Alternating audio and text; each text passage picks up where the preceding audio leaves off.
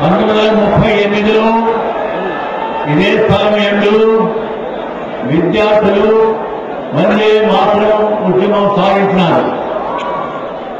ఆ ఉద్యమం హైదరాబాద్ రాష్ట్రాన్ని విముక్తి పొందించి భారతదేశంలో విలీనమవడానికి కారణమైంది 10 సంవత్సరాల తర్వాత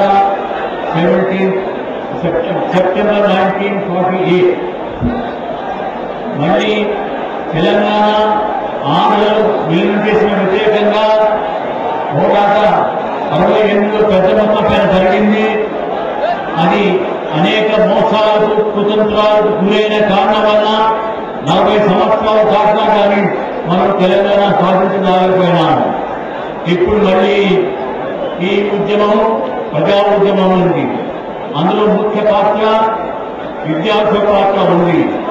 విద్యార్థులు ఏ పార్టీకి రాజకీయ పార్టీకి సంబంధమైనా కానీ తెలంగాణ వచ్చే వరకు ఐక్యంగా ఉండి పోరాటం సాగించాలని నేను అందరితో కోరుతున్నాను. మీ పోరాటంలో ఇప్పుడే కొన్ని తీర్మానం చేసినాను. ఒక్క విషయం నేను చెబుతున్నాను.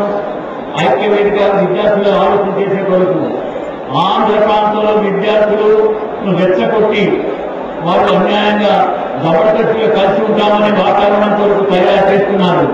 వారికి సరైన పద్ధతిగా ఈ ఉస్మానియా యూనివర్సిటీ, కాకతీయ యూనివర్సిటీ విద్యార్థులు ఆహ్వానించి ఏ విధంగా వారు తప్పుదారు ఉన్నారో అది వారు నచ్చజెప్పే ప్రయత్నం చేయడం ఒక భాగంగా మీ యాక్టివేట్ ఉండాలని కోరుతూ మీ ఉద్యమం బలంగా ఫలించడం కాక అని నేను 95 సంవత్సరాల వయసులో ఉన్నప్పటికీ ఆఖరి వరకు మీ ఉద్యమంలో మీకు ఎవరు ఉంటానని హామీ ఇస్తూ